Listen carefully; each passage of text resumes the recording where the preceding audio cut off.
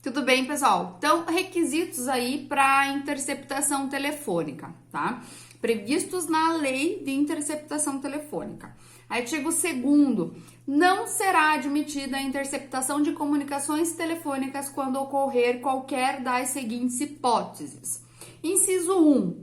Não houver indícios razoáveis da autoria ou participação em infração penal. Inciso 2. A prova puder ser feita por outros meios disponíveis. Inciso 3. O fato investigado constituir infração penal punida, no máximo com pena de detenção. Parágrafo único. Em qualquer hipótese, deve ser descrita com clareza a situação objeto da investigação, inclusive com a indicação e qualificação dos investigados, salvo impossibilidade manifesta devidamente justificada. Outro detalhe, gente, aqui você tem que, quando for interceptação telefônica, é comum e é um dos requisitos que entende-se a necessidade de identificação dos prefixos numéricos, né? Número de telefone que o investigado usa. Nós queremos a quebra do sigilo telefônico do número tal, do número tal e do número tal, porque são esses que são utilizados pelo fulano, tá? Não tem como você decretar a quebra de sigilo telefônico de alguém sem individualizar o número, a linha que você quer, tá? Não tem como ser aberto, senão não tem como, beleza? Então, isso também é uma das coisas que, na prática, a decisão tem que constar, senão você não consegue aí a quebra do sigilo telefônico, tá? A Constituição previa autorização prévia, né, com autorização judicial fundamentada, é um dos requisitos previstos na Constituição, nas hipóteses em que a lei estabelecer para fins de investigação criminal. Quando decretada no curso da investigação, a análise do juiz competente deve ser feita com base nos elementos probatórios até então existentes, tá? Se um fato superveniente alterar a determinação do órgão judicial competente da ação principal, isso não significa dizer que a ordem judicial anterior concedida seja inválida, tá? Então, ainda que haja uma alteração aí, pode ser feita, tá? Sobre, então, gente, decisão fundamentada só, né, que fala ali a lei de interceptação telefônica, a decisão fundamentada é algo que está previsto na Constituição Federal, tá? Artigo 93, inciso 9 da Constituição Federal. E não basta que se haja uma remissão, aí uma citação genérica dos incisos, tá? Dos incisos do artigo 2º da Lei de Interceptação Telefônica. O juiz ele vai ter que fundamentar efetivamente, né, o porquê que ele precisa fazer a interceptação. Então, um exemplo, né? Lá no inciso 1, não houver indícios razoáveis da autoria ou participação em infração penal. Então, isso não autorizaria. Então, ao contrário, para ele poder fundamentar, ele vai dizer: os indícios são razoáveis, por tais fatos, né? Porque houve uma testemunha, houve-se uma diligência em que se verificou que fulano e tal estava naquele local, naquele horário, na hora da compra e entrega de drogas, um exemplo, tá? Tudo isso tem que ser documentado e estar no processo. Então, esses indícios razoáveis, eles têm que vir fundados em fatos já documentados no inquérito policial, tá? A prova puder ser feita por outro meio, não puder ser feita por outro meio disponível. Então, você vai ter que fundamentar que todas as outras provas já foram realizadas e nenhuma delas logrou obter as informações que podem ser obtidas, que serão obtidas ou que se tentará obter por meio da interceptação telefônica. Você tem que fundamentar, você tem que explicar, né? Você tem que ali, se for o caso, relatar todas as diligências que já aconteceram, se elas foram frutíferas, infrutíferas, o que aconteceu, tá? Isso é fundamentar uma decisão nos indícios, nos fatos que o processo já está trazendo, que a investigação já está trazendo para conhecimento da autoridade judicial, tá? Então, não basta a remissão genérica, não basta falar, porque não pode ser produzida por nenhuma outra diligência. Tá, mas quais foram tentadas? Quais foram frutíferas? Quais não foram frutíferas? O que aconteceu, né? Isso é fundamentar uma decisão, tá? Muito importante aí, beleza? E eu acho que sobre as provas, gente, é isso, tá? A gente agora precisa começar a ver, voltar um pouquinho, né? Voltar um pouquinho para a parte geral aí do Código de Processo Penal e a gente precisa falar um pouquinho das competências que estão previstas lá no 69 do Código de Processo Penal, tá? O que o 69 fala pra gente? Vou ler o artigo pra vocês aí, tá? Abram o código de vocês, gente, por favor, tá? Artigo 69 da competência. Determinará a competência jurisdicional, o lugar da infração, o domicílio ou residência do réu, a natureza da infração, a distribuição, a conexão ou continência, a prevenção e a prerrogativa de função, tá? Aqui é o artigo que vai tratar das competências no nosso Código de Processo Penal, tá? Todos os problemas aí que a gente vai ter. As espécies de competência, então, gente, são ratione materiae, ratione funcionae, em razão da função, ratione loci, em razão do local, e competência funcional. A ratione materiae é aquela que está estabelecida em virtude da natureza da infração penal praticada. É o que ocorre, por exemplo, com a competência da Justiça Militar, Tribunal do Júri, tá? Então, os crimes contra a vida, homicídio, infanticídio, aborto, todos eles vão ser remetidos para a competência do Tribunal do Júri, tá? Porque a competência é o tribunal responsável por julgar crimes cometidos contra a vida, beleza? Não confundam só, gente, isso vocês vão lembrar quando vocês tiveram direito à parte material comigo, que o latrocínio, embora haja morte para caracterização do latrocínio consumado, não é de competência do Tribunal do Júri, tá? Lembram que porque é um crime de natureza material, né? É um furto, é um roubo, né? É um roubo que segue de morte ou antecede uma morte. Mas o objetivo fundamental não é a morte, e sim o roubo, tá? Se houvesse aí a intenção, né, o dolo específico de matar, o animus necandi, aí a gente estaria diante de um homicídio, né, e um roubo, e um furto, né, um homicídio e um furto em concurso formal aí de crimes, em concurso material de crimes, tá? Ratione materiae é aquela estabelecida em virtude da natureza da infração penal praticada, é o que ocorre, por exemplo, com a competência da justiça.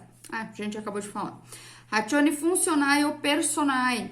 Em regra, a doutrina prefere utilizar a expressão ratione personae, tá? Todavia, queremos crer que essa espécie de competência relativa aos casos do foro por prerrogativa de função, de modo que guarda alguma relação com a pessoa do acusado, mas sim com as funções por ele desempenhada, daí acharmos mais adequada a utilização da expressão ratione funcionae. Gente, aqui a gente vai ter que lembrar da competência estabelecida no 102 da Constituição Federal e as previstas no 96 da Constituição e 105 da Constituição Federal, que vão dizer pra gente onde prefeitos, governadores, presidentes, deputados e senadores serão julgados, tá? Regra: presidentes, senadores, deputados federais serão julgados perante o STF.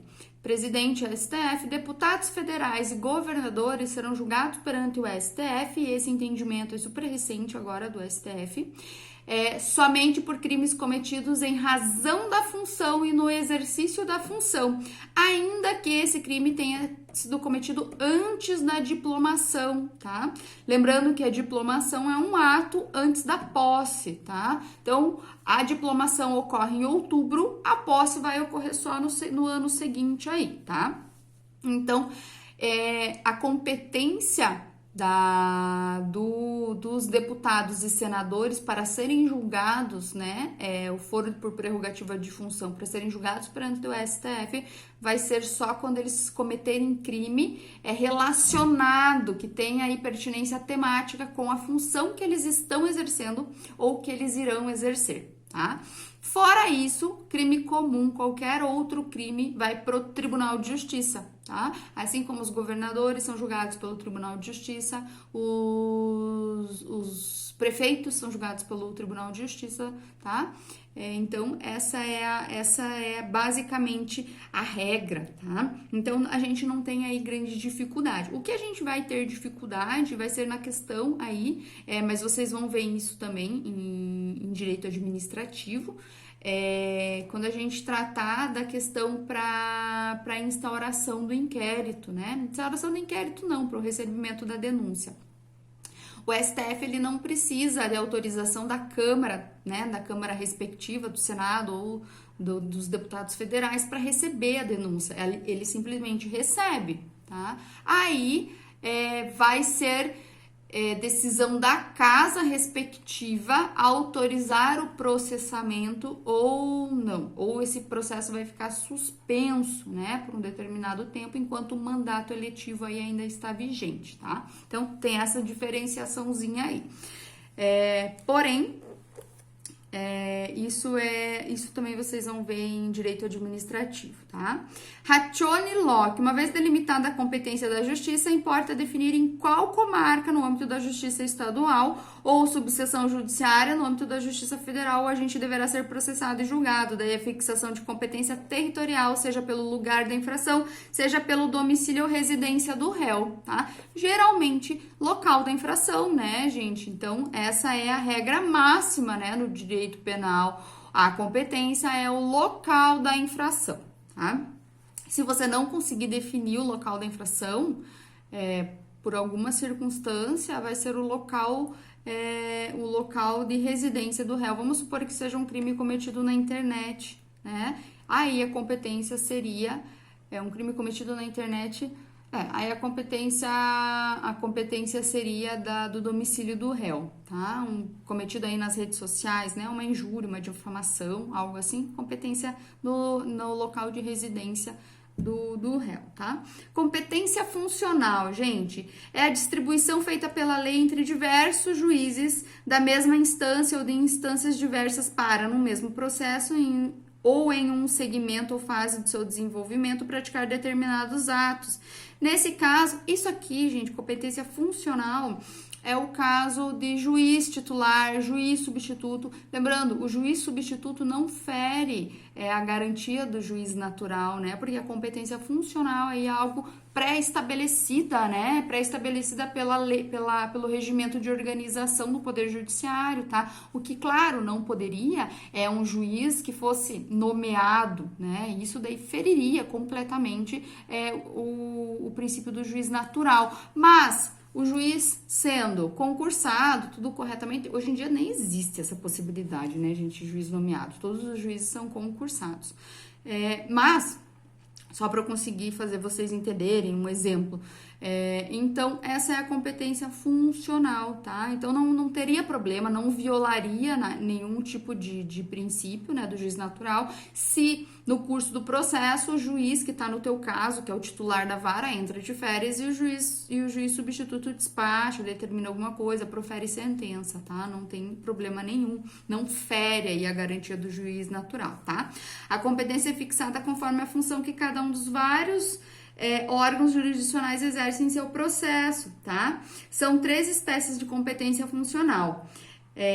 Por fase do processo, por objeto do juízo, por grau de jurisdição. Essas 3 subespécies, por sua vez, podem ser de natureza horizontal ou vertical. Horizontal é o caso do juiz substituto. Já a vertical é o caso do juízo de primeiro grau, Tribunal de Justiça, STJ e STF, tá? A gente tem aí uma hierarquia, né? Uma competência funcional. Processo de primeiro grau, juiz de primeiro grau. Processos em segundo grau, recursos, Tribunal de Justiça, desembargadores e juízes substitutos de segundo grau, tá? Desculpa. Competência funcional por fase do processo. Gente, aqui a gente vai ter uma alteração, inclusive por conta do pacote anticrime também, né? Por fase do processo. Então, a gente vai ter a divisão entre juiz da garantia e juiz da sentença, né? Juiz que vai proferir a sentença no caso concreto, e o juiz que vai até o o juiz que vai participar de todo o inquérito, né, para garantir aí tudo que não tenha nenhum tipo de infringência das garantias, tá? Então, ele vai até o recebimento da denúncia, né, a atuação do juiz das garantias. Após isso, passa aí para o juiz do processo, tá? Então, a competência funcional por fase do processo, de acordo com a fase do processo, um órgão jurisdicional diferente exerce a competência. A título de exemplo, é o que acontece no procedimento bifásico do Tribunal do Júri também, né? Então, a gente tem os dois momentos, a primeira fase e a segunda fase. A primeira fase, audicium accusationes, e na segunda fase, audicium causae, tá? Então, deixa eu só ler para vocês aqui. Enquanto o juiz sumariamente exerce sua competência na primeira fase, podendo prolatar as decisões de pronúncia, impronúncia, absolvição sumária e desclassificação, o juiz presidente do Tribunal do Júri exerce sua competência na segunda fase, prolatando sentença condenatória ou absolutória, a depender do veredito dos funcionários, dos jurados, tá? O pacote anticrime, então, introduziu mais a espécie do juiz das garantias aí, tá? Competência funcional por objeto do juízo. Cada órgão jurisdicional exerce a competência sobre determinadas questões a serem decididas no processo, como ocorre em juízos colegiados heterogêneos. É o caso que ocorre em sentenças do Tribunal do Júri. Ao Conselho de Sentença compete o julgamento da existência do fato delituoso e da sua autoria por meio de respostas aos quesitos formulados. Enquanto ao juiz presidente compete prolatar a sentença condenatória ou absolutória de acordo com o decidido pelos jurados. E daí a competência do juiz presidente também é de formular a dosimetria, fazer os cálculos certinhos, né? Porque o que acontece no Tribunal do Júri, tá? Os jurados, eles vão decidir sobre a materialidade, a autoria e as qualificadoras do crime, majorantes e minorantes, atenuantes e agravantes, tá? Então, atenuante e agravante, ainda quem decide, quem vai verificar isso é o juiz, tá? Mas basicamente, gente, quem decide as qualificadoras tem que ser, né? Tem que ser os jurados por meio da quesitação. O juiz, ele não, na hora de fazer a dosimetria, ele não vai poder reconhecer nenhum tipo de qualificadora que não esteja quesitada, né, pelos advogados ou pelo Ministério Público ali. Senão ele incorre em ofensa aos princípios da supremacia dos vereditos nesse caso, tá? Competência funcional por grau de jurisdição. Divide a competência entre órgãos jurisdicionais superiores e inferiores. Então, Tribunal de Justiça, Juiz do Primeiro Grau, STJ, STF, Justiça Federal, TRF, tá? Essa é a divisão aí. Beleza? Competência funcional horizontal e vertical. Gente, a competência funcional horizontal, ela fala que quando não há hierarquia entre os vários órgãos jurisdicionais, tal como ocorre em regra nos casos de competência funcional por fase do processo por objeto do juízo, tá? E a competência funcional vertical ou hierárquica, quando há hierarquia jurisdicional entre os órgãos, verificando-se por graus de jurisdição, cujo melhor exemplo seria a competência funcional por grau de jurisdição, tá? Competência absoluta e relativa. Isso é importante vocês saberem e sempre terem em mente, tá? Apesar de não haver expressa disposição legal acerca do que é a competência desse assunto, né, absoluta e relativa, a doutrina e a jurisprudência são uníssonas em dividir as espécies de competência em regra absoluta e relativa. Então, são exemplos de competência absoluta, tá? Competência em razão da matéria, competência por prerrogativa de função, competência funcional. E são exemplos de competência relativa. Então, em competência absoluta em relação à matéria, a gente não pode exemplo, né? A gente não pode dar para o juiz comum, né, decidir um caso de crime cometido contra a vida, tá? Isso é competência absoluta, é do tribunal do júri, não tem como. Juizado especial de violência contra a mulher, nas comarcas em que há o juizado especial de violência contra a mulher, a competência é absoluta deles, tá? Da juíza ou do juiz, geralmente juíza, né, por conta da especialidade aí da lei, em ter sempre uma mulher, né, mulheres atuando, para não ocorrer revitimização, né? Então a competência vai ser absoluta, ela só não vai ser absoluta quando não tiver uma vara instituída para isso, tá? Crimes falimentares. Se tiver vara especializada em crimes falimentares, a especialidade aí é absoluta em relação à matéria, tem que ir para essa vara especializada, tá? E a relativa, então, a competência vai ser os exemplos, né, que eles falam. Competência territorial, seja pelo lugar da infração, seja pelo domicílio ou residência do réu, então é relativa porque a depender você consegue fazer essa diferenciação, né? Competência por prevenção, a súmula 706 fala que é relativa à nulidade decorrente de inobservância da competência penal por prevenção, tá? Então a prevenção é quando um juiz despachou antes, né? O processo foi remetido, vamos conversar, vamos dar um exemplo assim. Eu tô aqui em Colombo, tá? Um fato aconteceu aqui, porém eu comunico o fato ocorrido numa delegacia em Curitiba. E o delegado come bola, não vê e manda para o Ministério Público de Curitiba. Vamos supor que o Ministério Público de Curitiba também não viu, o que é muito raro, mas...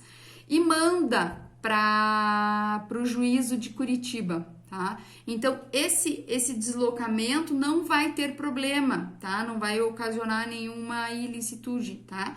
Se acontecer ali uma decisão, claro, aí depois a gente comunicaria e remetiria para cá o processo, tá? Não teria nenhum prejuízo, tá? Competência por conexão ou continência. Conexão e continência, a conexão são quando duas ações contra pessoas distintas ou contra a mesma pessoa, só que fatos distintos, tá? Tem que ser fatos iguais, desculpa. Então, uma ação atrairia a outra, né? Elas teriam que ser julgadas aí juntas. E a continência é quando um fato está inserido em outro, né? Então, um acontecimento está inserido em outro acontecimento. Um crime está inserido em outro, ou é um desdobramento do outro crime, tá? Então, seria a continência. Eles teriam que ser julgados juntos no mesmo local. E o juiz, que seria prevento, seria ou do local da infração ou o que despachou primeiro, tá? A prevenção seria computada, verificada por essa forma,